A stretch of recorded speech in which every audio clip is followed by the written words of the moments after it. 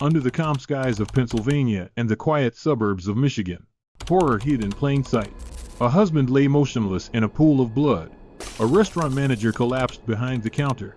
A factory worker left motionless beside the hum of machines.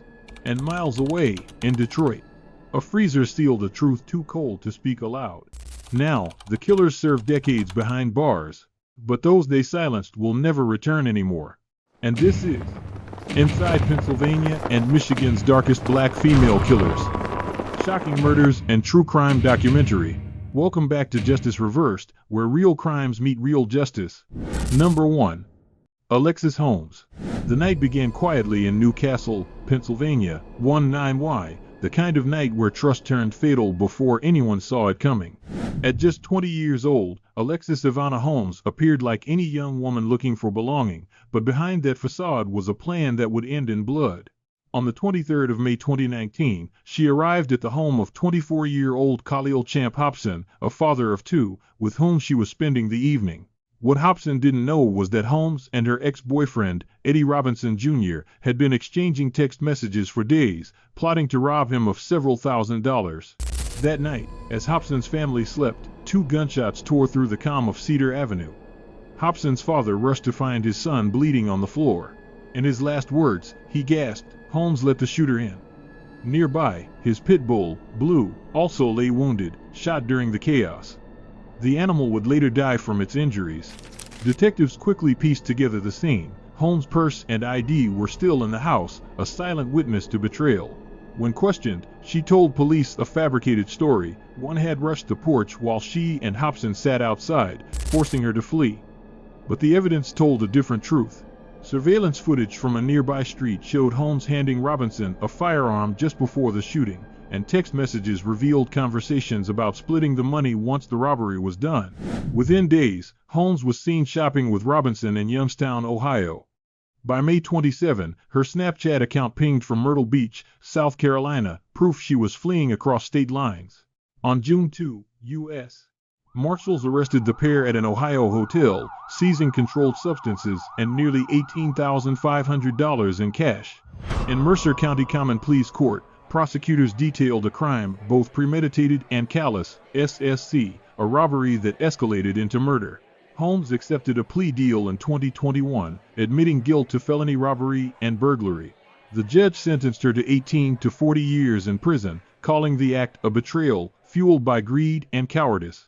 Holmes stood expressionless as the sentence was read, her hands clasped, eyes fixed on the floor. There were no tears, only the echo of Hobson's father's grief, who once said, "No amount of years can give my son back to his kids." The case reverberated far beyond Pennsylvania. Investigators credited Snapchat data and text forensics for tracking her down, a modern example of how digital trails expose hidden crimes. It also reignited discussions about young offenders, social media accountability, and the blurred lines between desperation and cruelty. From this tragedy arise lessons too costly to forget. Greed thrives when empathy dies. Digital footprints can betray even the most careful deceivers, and when betrayal begins at home, safety must start with awareness, not trust. In the end, one message, one plan, and one pull of a trigger turned loyalty into loss, and freedom into a sentence measured in decades. Before moving on, if this truth hits you, press hype, MP, stand with the forgotten, amplify justice, and make sure silence never buries the voices of the lost. Number 2. Afeni Badu Muhammad. It began on an ordinary summer morning, where the sound of coffee machines and drive-through orders suddenly gave way to screams. In East Point, Michigan, Afeni Badu Muhammad, a 27-year-old McDonald's employee who went by the alias Risen Phoenix, turned a workplace dispute into a scene of unimaginable violence. Known to co-workers as quiet but volatile, Muhammad had a history of aggression. That is, she had pleaded guilty to a 2022 stabbing in Virginia. That record now defined her as a habitual offender. Her victim was Jennifer Harris, a 39-year-old restaurant manager, mother of 6, and longtime employee, who by all accounts, ran her store with discipline and heart. But 2 days before the tragedy, Muhammad posted an Instagram video calling Harris a bully who was cutting her hours, ending with an ominous line. On the 10th of July 2025, the tension erupted. Around 8 a.m., Harris and Muhammad argued over scheduling. Harris, seeking to de-escalate, sent her subordinate home early. For most, that would have ended the day. But Muhammad's anger only deepened. Instead of cooling off, she drove to a nearby park, retrieved a kitchen knife from her car, and returned to the restaurant wearing a black hooded mask. Inside, Harris was tending to a customer at the drive-thru when Muhammad approached from behind. Witnesses later said the attack was swift and unrelenting. Harris was stabbed as many as 15 times before collapsing. A customer legally carrying a firearm fired one warning shot into the ceiling to stop the assault, forcing Muhammad to drop the knife and flee toward her car. He chased her down and held her at gunpoint until East Point police arrived. When officers cuffed her, Muhammad admitted, "I meant to kill her." Investigators discovered her social media posts and surveillance footage showing her arrival in the hooded mask. Prosecutors said it was a textbook case of premeditated murder, citing her decision to leave, plan, and return armed. At arraignment in the 38th District Court, she appeared emotionless, her hair pulled back, speaking only to confirm her name. She was charged with first-degree premeditated murder, carrying a weapon with unlawful intent, and habitual offender status, held on a $25 million bond. Her defense requested a psychiatric evaluation, delaying trial proceedings while doctors determined if she was competent to stand trial. The community's grief was immediate. Hundreds gathered outside the restaurant days later, releasing white balloons into the sky. Jennifer's daughter, Antonisha Griffin, wept before cameras, "It hurts so bad that my mama's not here." Prosecutor Peter Lucido condemned the act, warning, "Violence can never be the answer to conflict. This is the human cost when anger wins." From this heartbreak arise painful truths. Unresolved rage festers into destruction. Social media threats often foretell real danger, and unaddressed mental instability in the workplace can become deadly if ignored. Awareness, intervention, and accountability remain our strongest defenses against impulsive violence. In the end, one moment of vengeance erased a mother, shattered a community, and proved that anger, once unleashed, leaves nothing standing but silence. Number 3. Linda Weston. Beneath the quiet streets of Philadelphia, a horror story unfolded, exposed the depths of human cruelty, and reshaped federal law forever. Linda Ann Weston, once an unremarkable woman on the city's north side, lived two lives. To neighbors, she was a caregiver. To investigators, she was the ringleader of one of America's most disturbing captivity and fraud operations, HST, a house of horrors, where the weak were imprisoned, tortured, and killed for profit. Her criminal history stretched back decades. In 1981, at just 21, she and her sister's boyfriend, Bernardo Ramos, argued over unpaid child support. When he refused to give her money, Weston locked him in a closet for nearly 2 months, starving him to death. He weighed just 75 pounds when found. After serving only 4 years in prison for third-degree murder, she was released and free to build something far worse. From 2001 to 2011, Weston created what prosecutors later called an organized crime family. With her daughter Jean McIntosh, her boyfriend Gregory Thomas Sr., and other accomplices, she lured mentally disabled adults with promises of care and friendship. Instead, she chained them in basements and boiler rooms across Pennsylvania, Virginia, Texas, and Florida, forcing them to live in filth and terror. Weston stole their Social Security and disability benefits, $200,000 in total, and, in some cases, their lives. In October 2011, a Philadelphia landlord made a discovery that shocked the nation. Inside a dark, windowless boiler room, police found 4 adults chained to a pipe, malnourished, and surrounded by rotting food. One victim whispered, "We haven't seen sunlight in months." Over the next few days, investigators uncovered more captives, including Beatrice Weston, Linda's niece, kidnapped at age 8 and found at 19, covered in burn marks, open wounds, and healed fractures. 2 victims, Donna Spadea and Maxine Lee, had already died, both starved to death. Others were forced to drink urine, beaten with bats and hammers, and sedated to prevent resistance. They were treated worse than animals, said Philadelphia Police Commissioner Charles Ramsey, calling the conditions pure evil. In 2015, Weston pleaded guilty to 196 federal charges, including kidnapping resulting in death, racketeering, sex trafficking, involuntary servitude, and hate crimes against disabled individuals, the first time such charges were ever applied in U.S. history. She was sentenced to life imprisonment plus 80 years, spared the death penalty only by her guilty plea. During sentencing, victims confronted her. "I walk around with scars," said Beatrice Weston, staring directly at her former captor. "Every day I think about her beating me." Another survivor, Darwin McLemire, added coldly, "It should have been the death penalty." From this nightmare emerged vital lessons. Predators often hide behind care and compassion. Background checks and oversight save lives. And silence from victims must always be investigated, not ignored. Systems fail when empathy doesn't, and ignorance becomes complicity. In the end, greed turned to murder, trust became a weapon, and one woman's evil forever scarred the meaning of home. Number 4. Shana Decree. It began in silence, the kind that settles before tragedy, when no one realizes an entire family is about to vanish. In February 2019, Shana Decree, 45, and her 19-year-old daughter, Dominique, lived together in a small apartment in Morrisville, Pennsylvania. To the outside world, they appeared withdrawn but harmless. Inside, isolation had turned to delusion. Shana believed that the world was ending and that demons had taken over her home. Within 3 days, that belief became a deadly mission. Between February 23 and 25, 5 members of their own family died inside Unit S7 of the Robert Morris Apartments. The victims were Shana's children, Nayar Smith, 25, and 13-year-old Damon Decree Jr., her sister, Jamila Campbell, and Jamila's twin daughters, Imani and Erica Allen, both 9. Investigators later said the crime scene was one of the most disturbing in Bucks County history. The discovery came when a caseworker from Children and Youth Services arrived for a welfare check. No one answered. A maintenance worker entered and found the apartment in chaos. The overturned furniture, broken glass, and in a back bedroom, the bodies of 5 family members piled together. Shana and Dominique were found in bed, disoriented and muttering incoherently. During questioning, Shana first claimed that unknown men had killed her family. Hours later, the truth emerged. She and Dominique had suffocated the victims, one by one. 4 had been killed by homicidal asphyxia, while Jamila was strangled with a ligature. Shana told detectives that everyone had wanted to die, part of what she described as a collective suicide to free themselves from demons. Police Chief George McClay publicly dismissed that claim, saying, "There's no way those children wanted to die. This was murder."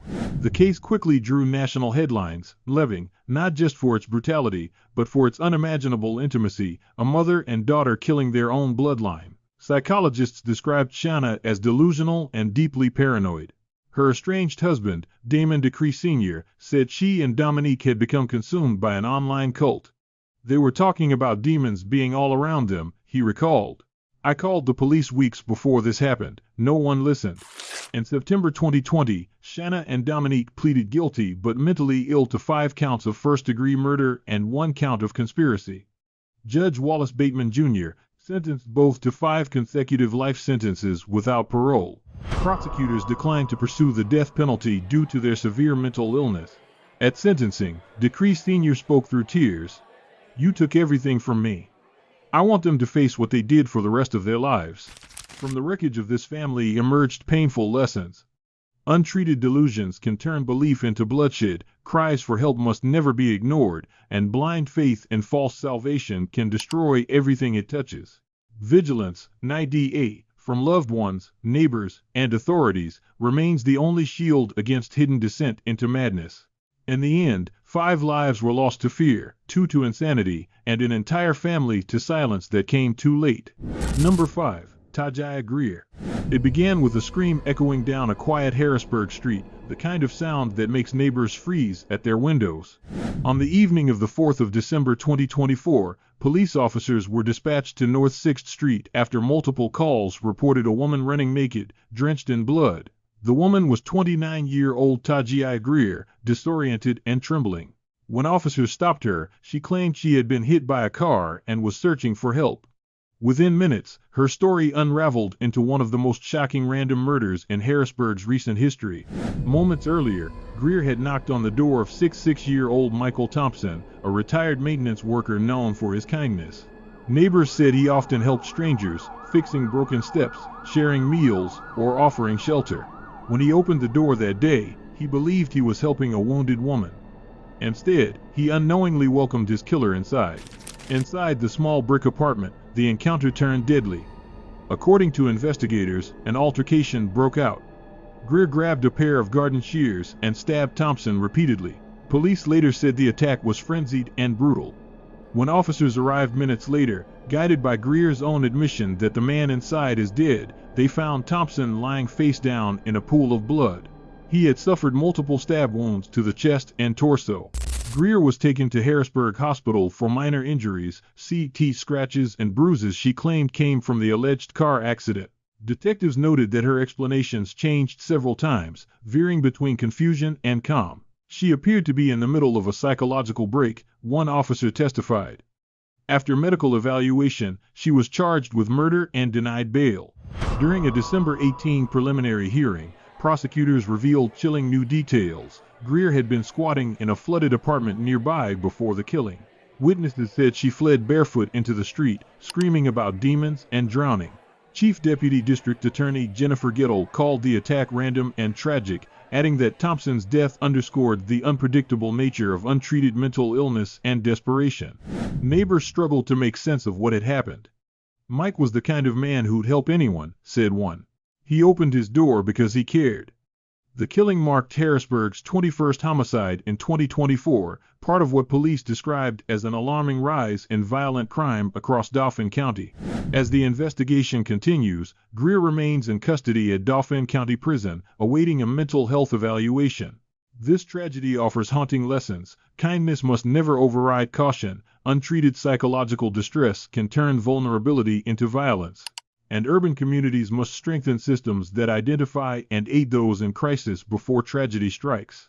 Vigilance, compassion, and awareness, AST, together, they form the only real defense against chaos hidden behind a knock at the door. In the end, one man's generosity met madness at his doorstep, and mercy became the price of his life. Number 6. Yvonne Hiller. It started with an argument inside a food factory, the kind that seemed ordinary until rage and delusion turned it into tragedy. In September 2010, Yvonne Hiller, a 43-year-old employee at the Kraft Foods plant in Northeast Philadelphia, reached a breaking point. After 15 years at the company, she was well known to her coworkers, not for her performance, but for her paranoia. She had long believed her colleagues were spraying her with chemicals and deer urine, part of a plot to poison her. Supervisors had documented repeated disputes. That night, one of them would cost 2 lives. Around 8:30 p.m., Hiller got into a heated argument with 2 coworkers, Tanya Wilson and Latanya Brown. When she began shouting profanities, her supervisor suspended her and escorted her off the property. As she walked through the parking lot, she called her boyfriend, saying she'd had enough. Minutes later, she retrieved her .357 Magnum revolver from her car. Ignoring protocol, security guards allowed her to re-enter after she pointed the gun at them.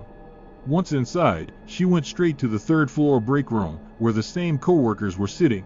Witnesses said she ordered one person to leave, the only survivor, before firing at Wilson and Brown.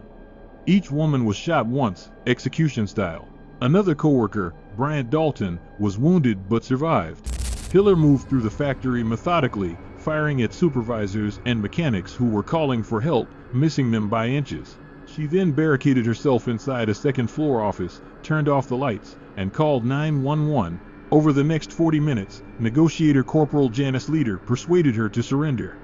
When SWAT officers entered, Hiller was found curled in a fetal position, repeating that they tried to kill me first. The next day, police described the scene as controlled but deliberate, confirming Hiller's weapon was legally owned. Investigators found no evidence to support her claims of poisoning. Prosecutors later said she suffered from a long, festering mental illness, including paranoid delusions that had gone untreated for years. In September 2012, after waiving her right to a jury trial, Hiller was found guilty of 2 counts of first-degree murder and 1 count of attempted murder. Judge Benjamin Lerner sentenced her to 2 consecutive life terms without parole, explaining that each sentence represented the preciousness of the lives taken. The victims' families struggled to forgive. Latanya Brown's mother, Terrell, said, "My daughter was scared of her that very day. Kraft let this happen." Dalton, still scared, told the court, "My life was basically destroyed." A later civil case found Kraft's security provider negligent, awarding $40 million to the victims' families for failing to follow emergency procedures. From this tragedy, painful lessons emerged. Early intervention in mental health can prevent disaster, workplace grievances must never be ignored, and untrained security can turn anger into carnage. Prevention starts with vigilance, not reaction. In the end, delusion, fear, and neglect converged, and 2 innocent women paid for a system's silence. Number 7. Evelena Williams.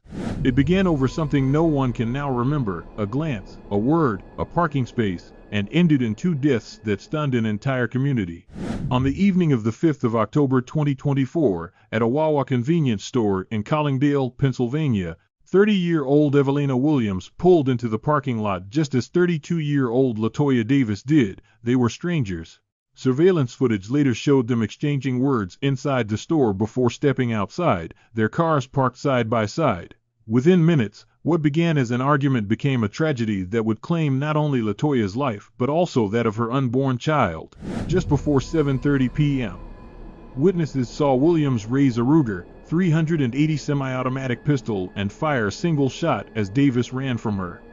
The bullet struck Davis in the upper torso. She collapsed near her car and was pronounced dead minutes later, at 7:25 p.m., in the Wawa parking lot.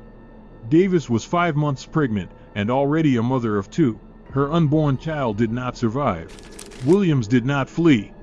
Instead, she waited for police, telling officers at the scene, "I'm the one who shot her. I have a permit to carry." The weapon was recovered from her car. Authorities charged her with first and third-degree murder, criminal homicide, and first-degree murder of an unborn child. She was denied bail and taken to Delaware County Prison. Investigators later testified that there was no prior connection between the 2 women. They didn't know each other, one officer said. This appears to have started as a random confrontation, an argument that spiraled out of control. The footage captured Davis trying to flee before the shot was fired. Prosecutors called it a deliberate act, while defense attorneys hinted at a possible claim of fear or provocation. The question of intent would soon define one of the most publicized cases in Collingdale's history. In the days that followed, grief swept through Philadelphia's Cobbs Creek neighborhood, where Davis lived. Family and friends gathered to mourn the woman they called joyful and strong. Her cousin, Unique Moore, said, "She was a mother to all of us." Another relative, Tawanda Armour, broke down during an interview, saying, "It's horrible. I can't believe someone would actually kill a pregnant woman." They released balloons into the night sky, chanting Davis's name as a symbol of love and protest. The killing reignited debate over gun violence and conflict escalation in Pennsylvania. Residents described the area as increasingly tense, where small arguments can turn deadly. Local leaders urged community intervention and expanded mental health and conflict resolution programs. From this senseless act emerges painful truths. Anger can destroy faster than reason can intervene. Carrying a gun means carrying responsibility, and every public space demands restraint over reaction. Tragedy doesn't always arrive planned. Sometimes it begins in silence, in a parking lot, between strangers who never meant to cross paths. One argument, one pull of a trigger, and 3 lives were gone in a heartbeat. Number 8. Nakola Franklin. The morning that should have begun with wedding vows, instead opened with police tape and sirens, and the beautiful love story of a couple has ended. On the 11th of August 2012, 31-year-old Nakola Franklin of Whitehall Township, Pennsylvania, was preparing to marry 36-year-old Billy Brewster, the father of her 9-month-old son. Friends described Franklin as excited but exhausted. She had reportedly not slept for 3 days. Beneath the surface, however, there was tension, years of conflict, jealousy, and claims of abuse that would culminate just hours before the ceremony. The couple had met in California in 2009 and moved to Pennsylvania the following year, but by the eve of their wedding, arguments had become routine. That night, Brewster went out drinking with friends and returned home after 2 a.m., visibly intoxicated. Inside their small apartment, 4 children were asleep, 2 of theirs and 2 relatives visiting for the wedding. What followed was captured on a 911 call that Franklin made but never disconnected. The recording became the centerpiece of her murder trial. In it, she can be heard yelling at Brewster, accusing him of trying to take their baby and shouting, "You're going to die tonight." Witnesses said Brewster's cousin and his wife tried to calm the couple, but the shouting escalated into shoving. Franklin grabbed a kitchen knife. Brewster reportedly raised his hands and asked, "Is this really what you want to do?" Moments later, he was stabbed in the chest. Brewster stumbled out the front door, collapsing on the landing as blood spread across his shirt. Paramedics pronounced him dead at 3:24 a.m. The fatal wound had punctured his heart. When police arrested Franklin, she appeared dazed and in disbelief, pleading with officers, "You got to check again, he can't be dead." Hours later, wedding guests began arriving, unaware that the groom was gone and the bride was in custody. Inside the apartment, police collected the knife and the 911 recording that prosecutors would later call the most damning piece of evidence in the case. At her 2013 trial, Franklin claimed she acted in self-defense after years of alleged abuse. She described being choked and hit by Brewster and said she feared he would hurt their child. But prosecutors argued premeditation, pointing to the recorded threats and the deliberate stab wound. The jury found her guilty of first-degree murder, and Judge Maria Dantos sentenced her to life in prison without parole. In court, Franklin wept silently. Brewster's mother, Barbara Obus, said, "The wedding day became our darkest day." The case sparked national attention. A wedding turned into a crime scene. It also reignited debate over domestic violence, mental health, and how love can mask years of fear. The lessons are grim but necessary. Unaddressed abuse festers until it erupts, exhaustion clouds reason and amplifies rage, and warning signs, when ignored, become tragedies. In the end, a marriage meant to begin at dawn ended before sunrise, sealed, not by vows, but by violence. Number 9. Ausha Brown. It began on an ordinary Tuesday night in Pittsburgh, the kind of night when no one expected a love story to end beneath the wheels of an SUV. 25-year-old Ausha Brown, from the city's Homewood neighborhood, had been dating 31-year-old Vaughn Washington for just 5 weeks. To their friends, the relationship appeared passionate but volatile. Arguments were frequent, fueled by jealousy, suspicion, and control. That tension reached its breaking point on the 19th of April 2021, just before 11 p.m. Police pieced together the timeline from surveillance footage and witness accounts. The couple was seen arguing along Kelly Street, voices raised. According to court documents, Washington accused Brown of seeing other men.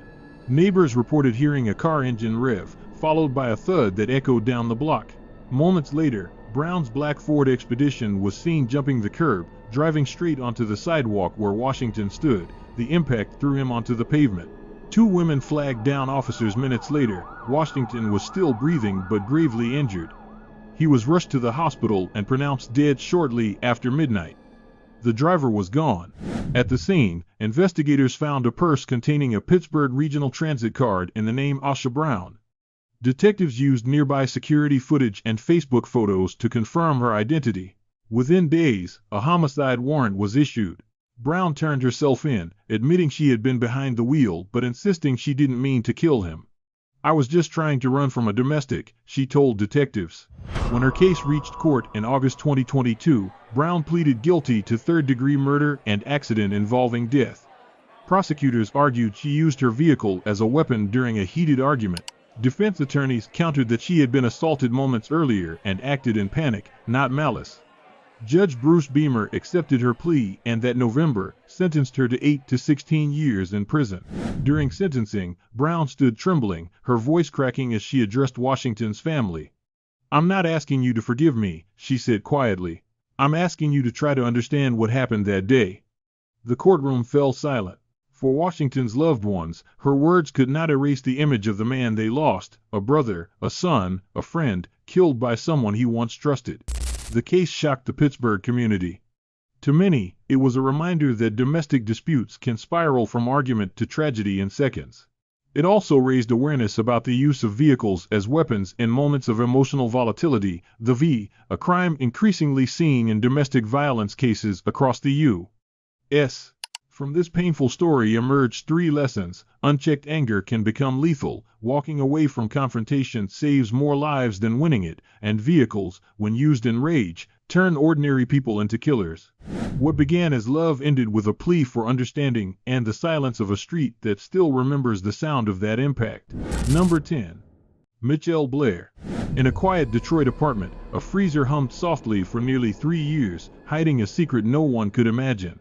When 35-year-old Mitchelle Blair was evicted from her East Side, Detroit home in March 2015, a routine inspection turned into one of the most disturbing discoveries in Michigan's criminal history. Inside a deep freezer, authorities found the bodies of her 2 children, 9-year-old Stephen Gage Berry and 13-year-old Stoney Ann Blair.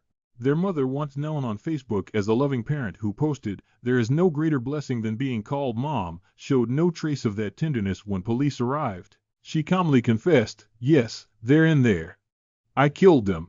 The investigation revealed that the murders had taken place years earlier, Stephen in 2012 and Stoney in 2013, while the family continued to live in the same apartment.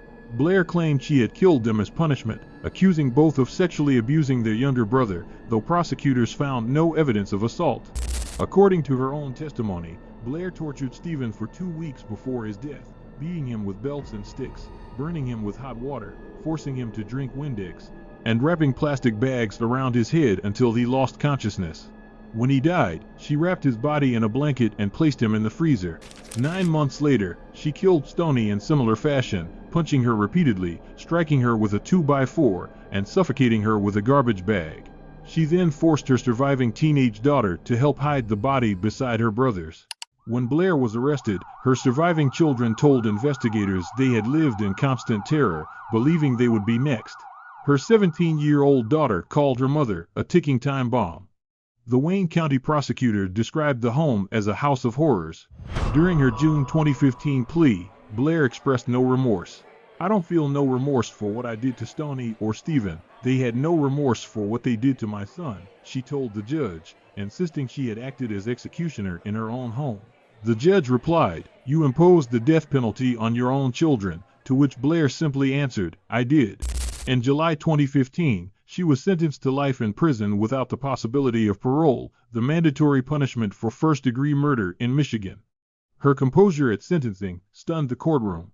Prosecutors later confirmed she had been found competent to stand trial.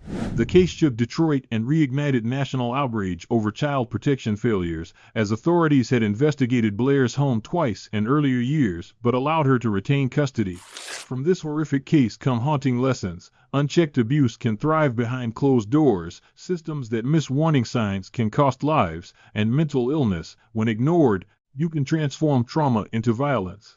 The hum of that freezer is silent now, but its echo remains a chilling reminder of what evil can hide inside a home.